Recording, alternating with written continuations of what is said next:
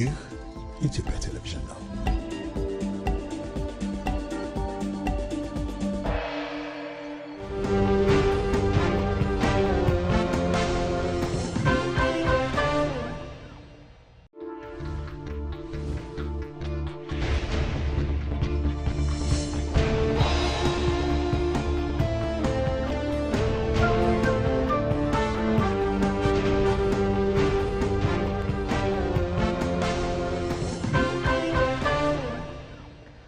ተናስተልን ሰላም በድጋሜ በኢትዮጵያና በመላው ዓለም ያላችሁ ተከታታዮች እንደምን ቆያችሁ? አንድ ሰዓት ሆነና እዚህ አዲስ አበባ ከሚገኘው የኢቢሲ ዋናው ስቱዲዮ በቀጥታ ስርጭት የሚተላለፍላችሁ ሁለተኛው ምዕራፍ ኢቲቪ ዜና 57 ተመልሷል።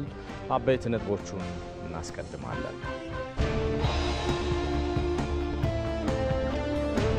ለኢትዮጵያ ቱሪዝም መሰረት የሆኑትን የኢትዮጵያ ቅርሶችን መጠገንና ማልማት ትኩረት ተሰጥቶ እየተሰራ ስለመሆኑ ተገለጸ።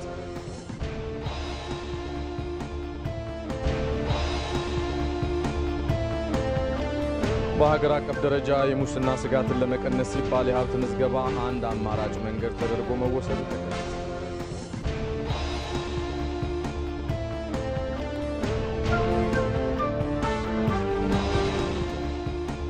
የኬብ ከንቲባ ለሰላም ስንል ግዛት መስጠት ሊኖርብን ይችላል ሲሉ መናገራቸው ከውጭ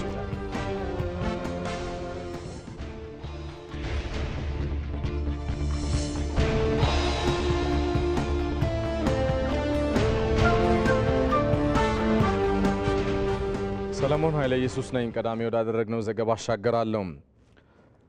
የቀድሞው የመኖሪያ መንደራቸው ካዛንቺስና አካባቢው በመልሶ ልማት አምሮበት በመመልከታቸው መደሰታቸውን የካዛንቺስና ግቢ ገብርኤል የልማት ተነሺዎች ተናገሩ።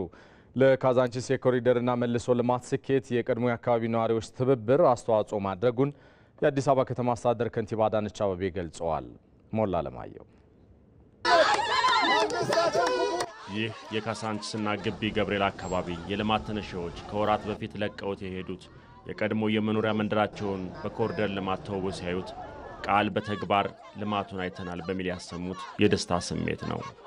ከቀናት በፊት በተከበረው የዘንድሮ የትንሳኤ በዓል እንደ ኢትዮጵያዊ ባህል ወዳጅ ጥየቃ ወደ ገላንጉራ አቅንተው የነበሩት ጠቅላይ ሚኒስትር አብይ አህመድ በኮሪደር ልማት ከካዛንቺስና ግቢ ገብርኤል ተነስተው ገላንጉራ የከተሙትን የልማት ተነሺዎች ጠይቀው እንዲጎበኙትም ቃል ገብተውላቸው ነበር። ይሄኛው አዲሱ ሰፈራችሁ የምትኖሩበት ነው። ያም ይኖራችሁበት ሰፈራችሁ ሄዳችሁ እንድታዩት እጋብዛለሁ።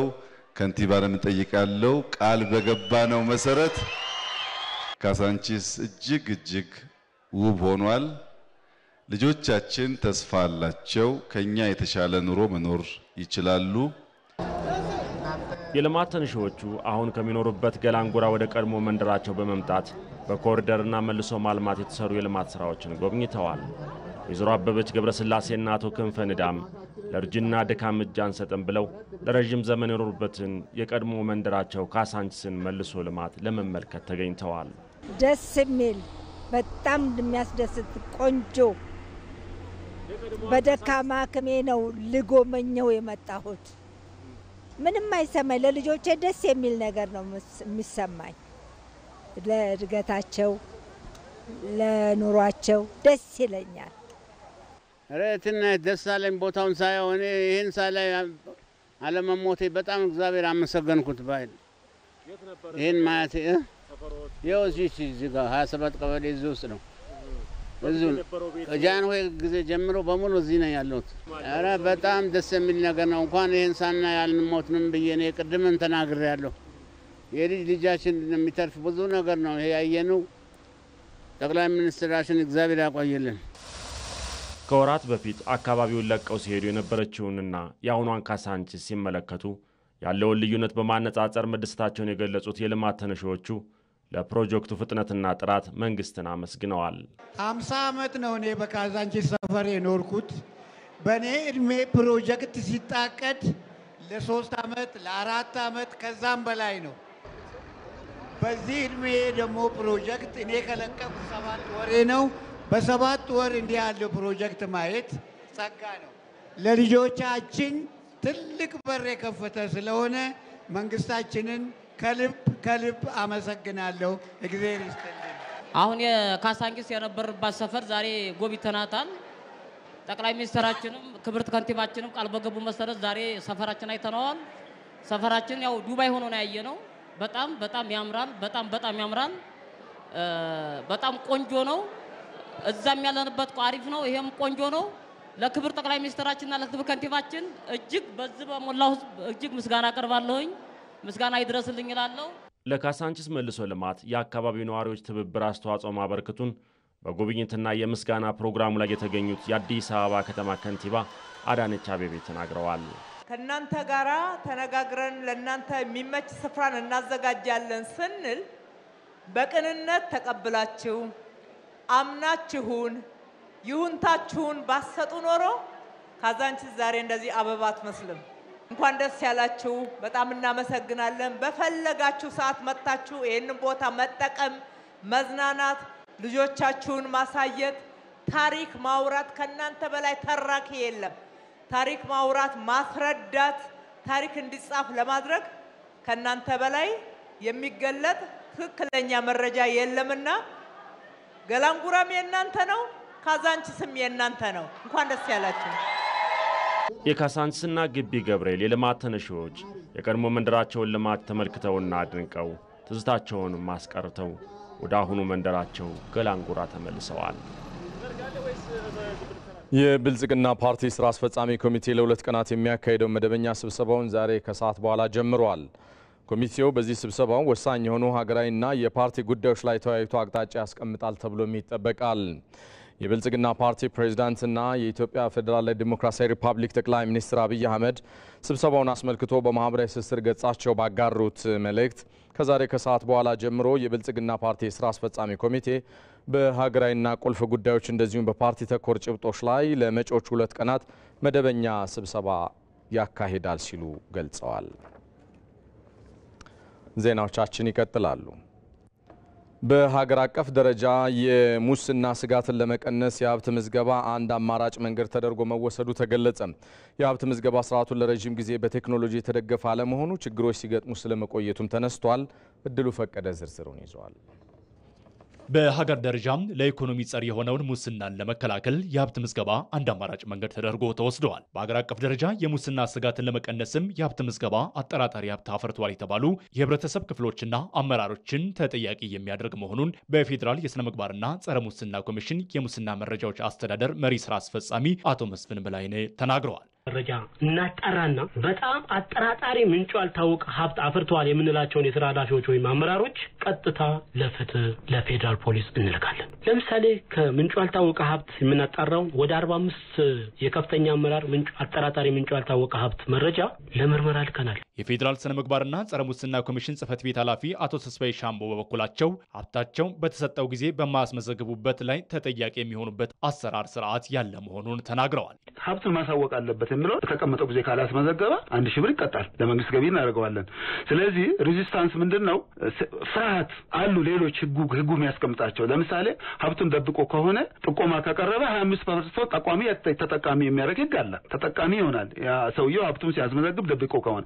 ብዙ ጊዜ ጥያቄ የነበረው የተመዘገበ ሀብት ለህዝብ ለምን አታሳዩም የሚሉ ጥያቄዎች ይነሳሉ። ሚዲያዎችም እናንተም ታነሳላችሁ። 668 ላይ ማንኛውም ሰው ሀብቱን የሚፈልግ ከሆነ ማወቅ ከፈለገ በጽሁፍ ጥያቄ ያቀርባል ነው። ይሄንን አሁን ፍትህ አካላት ሌሎች የሚመለከቱ አካላት ጥያቄ ሲያቀርቡ እየሰጠናቸው ነው።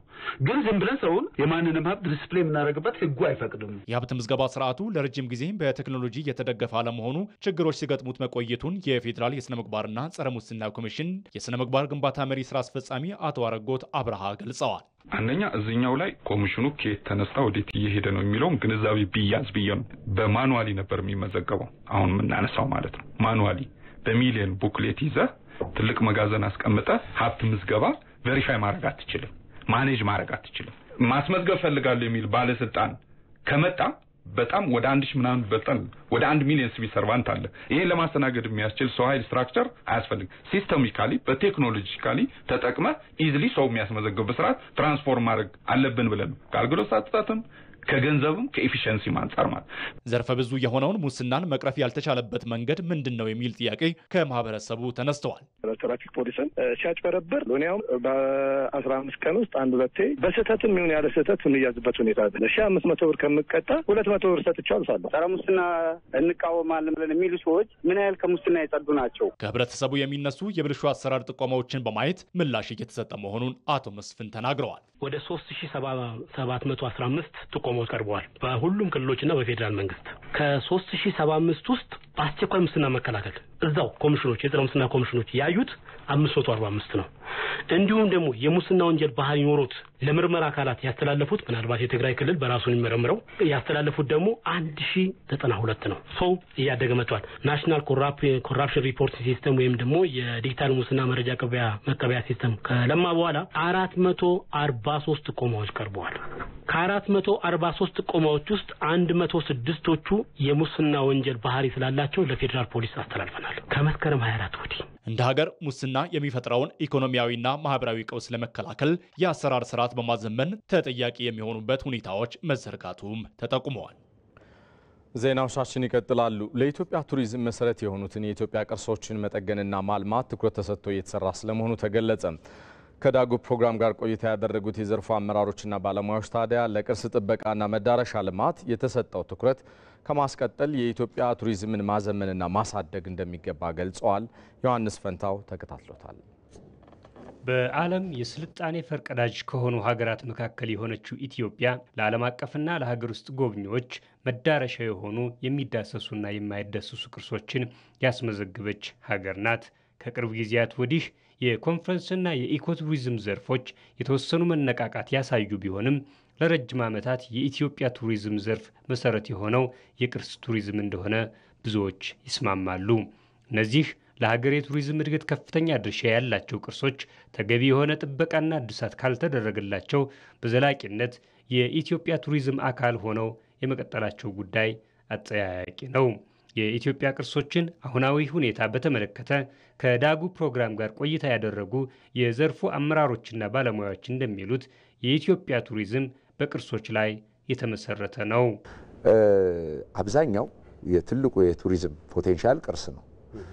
ከዛ ውጪ ያለው አሁን ኢትዮጵያ ከዛ ውጪ ሞክረዋለች ጀማምረዋለች የምንለው ይሄ ከሪዞርት ቱሪዝም ጋር ያለውና ከማይስ ቱሪዝም ጋር ያለው የጉባኤና የመዝናኛ ቱሪዝም እድሎች ናቸው። የኢትዮጵያ ቅርስ ባለስልጣን ዋና ዳይሬክተር ረዳት ፕሮፌሰር አበባው አያሌው በበኩላቸው ለኢትዮጵያ ቱሪዝም ከፍተኛ ድርሻ ያላቸውን ቅርሶች በመጠበቅና በማልማት ረገድ ከዚህ ቀደም ከፍተኛ የበጀትና የክህሎት ክፍተት እንደነበር አስታውሰው አሁን ላይ መሻሻሎች መኖራቸውን አንስተዋል። ከዚህ በፊት ብዙም እንቅስቃሴ በሚቻለው በእርግጥ እንቅስቃሴዎች ይደረጋሉ። የጥበቃና የእንክብካቤ የጥገናም ስራዎች ማለት ነው። ትንሽ ችግር የነበረው ምንድን ላይ ነው? አንደኛው የፋይናንስ እጥረት ነው፣ የበጀት እጥረት እንግዲህ ትልቁ ሳንካ የሚሆንበት ምክንያት ቅርስ መጠገን በጣም ከፍተኛ ወጪ ነው የሚጠይቀው። አንዳንድ ጊዜ ከመገንባትም የበለጠ ነው። ያ በመሆኑ አንዱ ትልቁ እሱ ችግር ነው። ሁለተኛው ደግሞ ችግር የነበረው ይሄ የአቅም በተለይ መጠገን በጣም የረቀቀ እውቀትና ራሱን የቻለ ሙያ የሚጠይቅ ነው እና እሱ አሁንም ሙሉ በሙሉ ያልቀረፍ ነው ግን በተወሰነ መንገድ በጣም ለውጥ እየመጣበት ያለ ነው። በመንግስት ግዙፍ ፕሮጀክቶች ታቅፈው የቅርስ እድሳትና ማልማት ስራ ከተሰራባቸው አካባቢዎች አንዱ የአማራ ክልል ሲሆን ለዚህም በአጼ ፋሲል አብያተ መንግስታት ላይ የተሰራው የሚጠቀስ ነው። የክልሉ ባህልና ቱሪዝም ቢሮ ምክትል ኃላፊ የሆኑት ዶክተር አየላን ናውጤ እንደሚሉት ከዩኔስኮ ጀምሮ እስከ ክልል ድረስ የተመዘገቡ ቅርሶች ያሉበት ክልል በመሆኑ ቅርሶችን በጉዳት መጠናቸው በመለየትና ደረጃ በማውጣት በክልሉ መንግስትና በህብረተሰብ ተሳትፎ የመጠገን ስራ ይሰራል። ከዚህም ባሻገር በጠቅላይ ሚኒስትር አብይ አህመድ ድጋፍና አመራር ሰጭነት ከፍተኛ እድሳት የተደረገለትን የፋሲል ግንብን የክልሉ ህዝብ የዘመናት ጥያቄ የተመለሰበት ነው ሲሉ ገልጸውታል።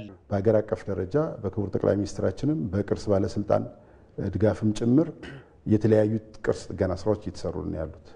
በተለይም የዘመናት የአማራ ሕዝብ ጥያቄ የጎንደር አካባቢ ጥያቄ የነበረው የጎንደር አብያተ መንግስታት ጥገና ዘንድሮ ሐምሌ መጀመሪያ ላይ የተጀመረው እንግዲህ 6 ወር ባልሞላ ጊዜ ውስጥ ውጫዊ ገጽታው እጅግ በሚያምር መልኩ ታሪካዊ ይዘቱን በጠበቀ መልኩ የቅርስ ጥበቃ ስታንዳርድን ባሟላ መልኩ ኢቭን የዩኔስኮ መስፈርትንም ጭምር ባሟላ መንገድ ለጥምቀት እንኳ ውጫዊ የጥገና ፓርቱ ተጠናቋል የሚባልበት ደረጃ ለእይታ የበቃበት አሁንም የውስጣዊ ጥገና ስራው እየተካሄደ ነው ያለው። የኢትዮጵያ ቅርሶችን መጠበቅ የብዙዎችን ባለድርሻ አካላት ተሳትፎ የሚጠይቅ በመሆኑ ሁሉም የበኩሉን ሊወጣ እንደሚገባ ተገልጿል።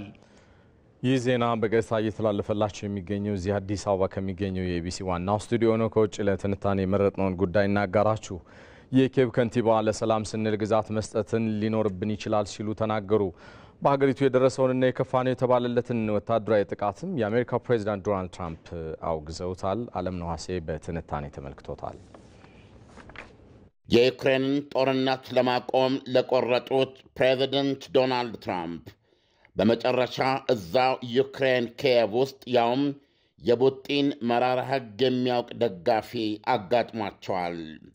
የኪየቭ ከንቲባ ቫይታሊ ክሊስችኮ ፊታቸውን ወደ ፖለቲካ ያዞሩ የቀድሞ የቡጢ ሻምፒዮና የ53 ዓመት ጎልማሳ ናቸው።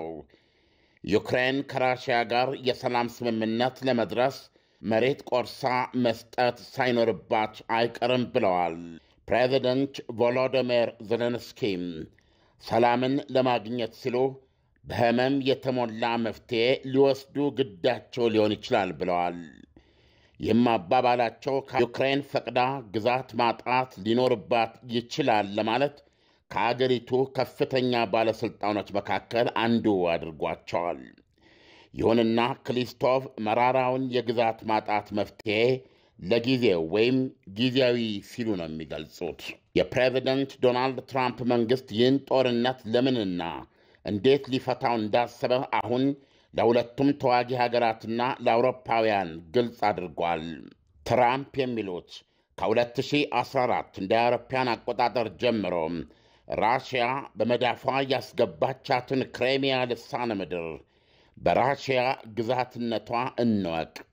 በ2022 ፌብርዋሪ 24 እንደ አውሮፓውያን አቆጣጠር በኢትዮጵያ የካቲት 17 2014 የተጀመረውና ሦስተኛ ዓመቱን በያዘው ጦርነት ራሽያ ከ70 እስከ 95 በመቶ የያዘቻቸውን 4 የዩክሬን ግዛቶች ኬርሶን፣ ዛፖሪዥያ፣ ዶኔትስክና ሉሃንስክ ግዛቶችን እንደተወሰዱ አምነን በመተው አሁን ጦር ግንባሩ የሚገኝበትን መስመር መነሻ አድርገን ወዲህና ወዲያ እያደረግን ልናቻችላቸው በሚያስችሉን ማስተካከያዎች አዲስ ዳር ድንበር እናስምር የሚል ነው።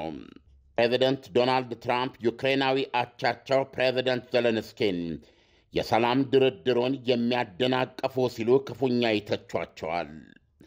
ትራምፕ ይህን ለማለት የተገደዱት ዜሌንስኪ ከዩክሬን እጅ ከወጣች 11ኛ ዓመቷን የያዘችውን ክሬሚያ ልሳነ ምድር መቼምና ከቶም በራሽያ ግዛትነት አናውቅም ሲሉ ፍርጥም ማለታቸውን ተከትሎ ነው። የፕሬዚደንት ቭላዲሚር ፑቲን የሐሙስ አጥቢያ ምት ክብደትና ጥፋት ከፍተኛ ከመሆኑ የተነሳ ፕሬዚደንት ዶናልድ ትራምፕ ያለወትሯቸው በማኅበራዊ ሚዲያ ገጻቸው ሩሲያን ተችተዋል።